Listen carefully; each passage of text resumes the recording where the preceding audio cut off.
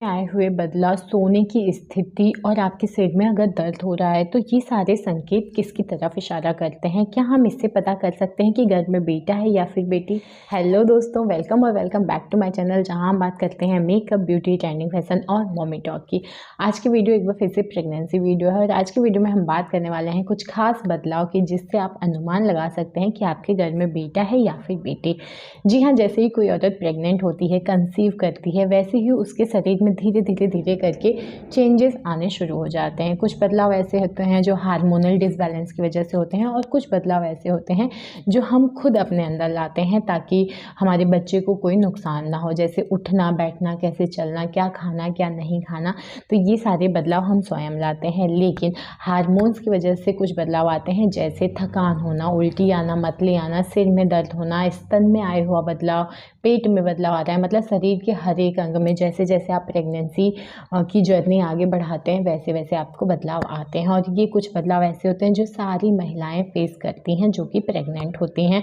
तो आज की वीडियो में हम ऐसे ही कुछ खास बदलाव की बात करेंगे जो कि दूसरे तिमाही में आपको दिखेगा और तीसरे तिमाही में भी दिख सकता है, और इससे आप काफ़ी हद तक अनुमान लगा पाएंगे कि घर में बेटा है या बेटी।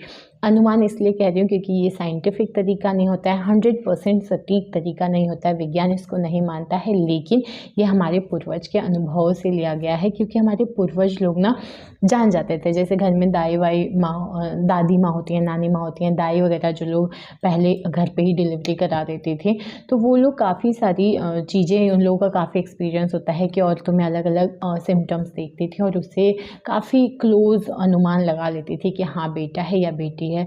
तो हम उन्हीं सिम्टम्स की बात करेंगे, लेकिन मैं पहले ही बता दूं, मैं या मेरा चैनल लिंग परीक्षण को बढ़ावा नहीं देता है, और अगर आप ऐसा करते या करवाते हैं तो आपको आपके हॉस्पिटल को और डॉक्टर को सजा हो सकती है, क्योंकि हमारे देश में लिंग परीक्षण कराना कानूनन अपराध है और इसके लिए अलग अलग सजा भी है। तो देखिए, आज की वीडियो में हम यही बात करेंगे सिम्टम्स की और संकेतों की, इससे आपको क्या संकेत मिल रहा है। और बिना किसी देरी के फिर वीडियो शुरू करते हैं।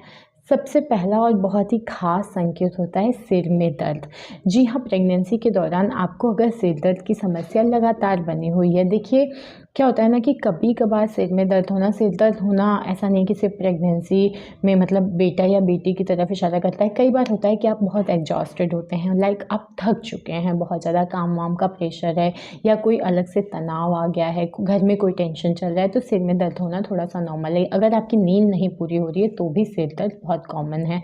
लेकिन अगर आपके साथ ऐसा हो रहा है कि इस टाइप की कोई समस्या नहीं है घर में और फिर भी प्रेगनेंसी के दौरान आपको सिर दर्द की समस्या बनी हुई है, अक्सर आपको हफ्ते में 2 बार 3 बार ऐसे सिर दर्द रहता है, प्रेगनेंसी से पहले आपके साथ ऐसी कोई समस्या नहीं रही है, जैसे आपको माइग्रेन वगैरह की समस्या नहीं रही है, लेकिन प्रेगनेंसी के दौरान आपको अक्सर ये समस्या बनी हुई है, दवाई खा लेते हैं या फिर थोड़ा बहुत रेस्ट कर लेते हैं तो आपको ठीक हो जाता है। वैसे तो मैं आपको यही सजेस्ट करूँगी, प्रेगनेंसी के दौरान बिना डॉक्टर के सलाह के कोई भी दवाई आपको नहीं खाना चाहिए, क्योंकि वो आपके बच्चे के लिए नुकसानदायक हो सकता है। लेकिन अगर डॉक्टर के कहने पे भी आपने दवा खा ली या कुछ भी घरेलू उपाय कर लिया, उससे सिर दर्द सही हो गया लेकिन फिर हो रहा है, तो कहते हैं ये एक लड़का होने की तरफ इशारा करता है। वहीं अगर कभी कभार आपके सिर में दर्द है या पहले की समस्या है, कभी कभार आपको हो जाती है, या माइग्रेन वगैरह की समस्या है, नॉर्मल है सिर में दर्द, आपको बहुत ज़्यादा नहीं होता, या कभी टेंशन वेंशन हो गया तब हो गया, तो कहते हैं ये एक लड़की होने की तरफ इशारा करता है। तो आप मुझे प्लीज़ कमेंट करके बताइएगा कि क्या सिर दर्द की समस्या आपके साथ भी बनी हुई है। अब हम बात करते हैं दूसरे सिम्टम की। दूसरा सिम्टम होता है आपके स्तन यानी ब्रेस्ट से रिलेटेड। देखिए, प्रेगनेंसी में जैसे जैसे ही आप आगे बढ़ते हो ना, वैसे वैसे आपके ब्रेस्ट में, आपके पेट में, आपके शरीर के हर अंग में बदलाव आता ही है। ब्रेस्ट में बदलाव आता है कि आपका जो साइज है वो थोड़ा बड़ा होता है, क्योंकि आपका जो बॉडी है वो तैयार हो रही होती है भविष्य में आपका जब बेबी डिलीवर हो जाएगा तो उसको फीड कराने के लिए। तो बहुत सारे फंक्शन हो रहे होते हैं, बहुत सारे हार्मोन्स में चेंजेस हो रहे होते हैं, तो साइज अप होना बहुत ही नॉर्मल है। आपके निप्पल का कलर बदलना नॉर्मल है। तो ब्रेस्ट का साइज और निप्पल का कलर ये बहुत ही कॉमन है और हर प्रेग्नेंट औरत इस चीज़ को फील करती है। अब इससे हम रिलेटेड क्या बात है कि लड़का या लड़की, तो देखिए आपको नोटिस करना है आपके दोनों ब्रेस्ट के साइजेस इसमें अंतर है क्या? अगर दाहिना वाला जो ब्रेस्ट है, दाहिना स्तन जो है वो बाएं, दाहिना बाएं में आप कंफ्यूज हो जाते हैं, दाहिना मतलब राइट और बायां मतलब लेफ़्ट। तो अगर राइट वाला स्तन जो है वो बाएं वाले से, लेफ़्ट वाले से बड़ा है साइज में, एक आध साइज ही अप होगा, आप देखेंगे तो आपको समझ में आ जाएगा। ऐसा नहीं कि बहुत ज़्यादा साइजेस में अंतर हो जाएंगे, लेकिन अगर दोनों के बीच में डिफरेंसेस हैं और दोनों का साइज़ जो है वो थोड़ा सा दाहिना वाला बाएं से बड़ा है, तो कहते हैं ये एक लड़का होने की तरफ इशारा करता है। वहीं अगर अंतर नहीं है या बायां वाला दाहिने से थोड़ा बड़ा है, तो ये एक लड़की होने की तरफ इशारा करता है। तो जब आप ध्यान देंगे, थोड़ा सा नोटिस करेंगे, तो आपको समझ में आ जाएगा। और मुझे कमेंट करके बताइए कि क्या ये वाला सिम्टम आपको अपने शरीर में दिख रहा है, ये बदलाव आपको दिख रहा है, और दिखना शुरू हुआ है तो कौन से सेमेस्टर में, फर्स्ट, सेकेंड, थर्ड, कौन से सेमेस्टर में आपको ये बदलाव दिखा है। अपने एक्सपीरियंसेस ज़रूर शेयर करिए, ताकि उससे ना मेरी बाकी जो यूट्यूब की फैमिली है, बाकी लोग जो कनेक्टेड हैं, उनको भी थोड़ा बहुत समझ में आए। ठीक है, अब हम बात करते हैं तीसरे सिम्टम का। वो होता है सोने की स्थिति। जी हाँ, सोने का तरीका। प्रेगनेंसी के दौरान वैसे तो स्टार्टिंग में सोने में ज़्यादा दिक्कत नहीं होती है, लेकिन जैसे जैसे आपका बेबी बम बढ़ रहा होता है, आपका पेट अपने साइज में आ रहा होता है, बेबी ग्रो कर रहा होता है, तो सोने में बहुत दिक्कत होती है, क्योंकि किधर किधर भी सोइए आप कंफर्टेबल नहीं हो पाते हैं और रात में नींद खुलती ही खुलती है। तो देखिए, अगर प्रेगनेंसी के दौरान, लेकिन फिर भी होता है ना, 9 महीने की जर्नी है, छोटी जर्नी तो है नहीं कि चलो एक रात नहीं सोए, दूसरी रात नहीं सोए, आपको अपना कंफर्ट देखना ही पड़ता है। तो प्रेगनेंसी के दौरान अगर आपके साथ ऐसा हो रहा है कि पीठ के बगल तो आपको सोना ही नहीं है, बच्चे को ऑक्सीजन प्रॉपर नहीं मिलेगा, और ऑक्सीजन नहीं मिलेगा तो वो ग्रो नहीं कर पाएगा अच्छे से, उसका विकास नहीं हो पाएगा। तो पीठ के बगल अब नहीं सोने का मतलब ये भी नहीं कि बिल्कुल भी नहीं सोना है, 2-4 सेकंड, 2-4 मिनट के लिए आप लेट सकते हो, लेकिन आप करवट लेके सोएंगे। तो दायां साइड या बायां साइड, अब देखिए, वैसे आइडियल जो होता है वो होता है बायां साइड, यानी लेफ़्ट साइड अगर आप करवट लेके सोते हैं तो ये ज़्यादा कंफर्टेबल होता है, बच्चे के ग्रोथ के लिए भी अच्छा होता है। लेकिन आपको नोटिस करना है कि आप किस साइड करवट लेके सोते हैं और ज़्यादा कंफर्टेबल होता है। अगर आप राइट हैंड साइड यानी दाहिने साइड करवट के सोते हैं और आपको एक अच्छी नींद आ जाती है, आप कंफर्टेबल रहते हैं, तो कहते हैं ये एक लड़की होने की तरफ इशारा करता है।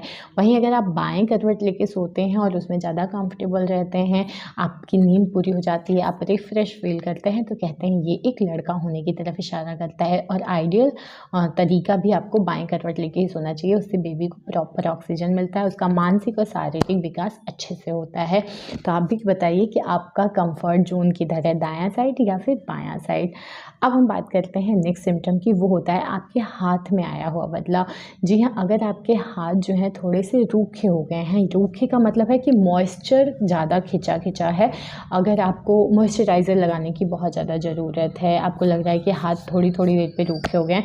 वैसे तो ठंड मतलब विंटर आ चुका है, ठंड के सीजन में पूरी ही बॉडी ऐसे लगती है डिहाइड्रेट हो गई है, पूरी बॉडी का मॉइस्चर खिंच जाता है।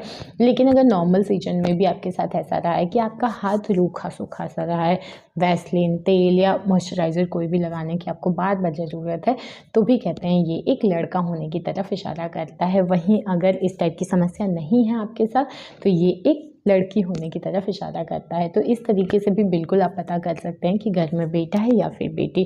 तो ये था आज का वीडियो, जहां हमने बात की 4 खास बदलावों की, 4 खास सिम्टम्स की, जिससे आप काफ़ी हद तक अनुमान लगा पाएंगे कि घर में बेटा है या फिर बेटी। उम्मीद करती हूँ आज की वीडियो अच्छी लगी हो। वीडियो अच्छी लगी हो तो लाइक, शेयर, कॉमेंट करिए। चैनल पर नए हैं तो एक बार चैनल को विजिट करिए, और चैनल अच्छा लगे तो सब्सक्राइब जरूर करिए। बेल आइकन को दबा दीजिए ताकि नोटिफिकेशन आप तक तुरंत पहुंच जाए। तो मिलते हैं नेक्स्ट वीडियो में, तब तक के लिए बाय।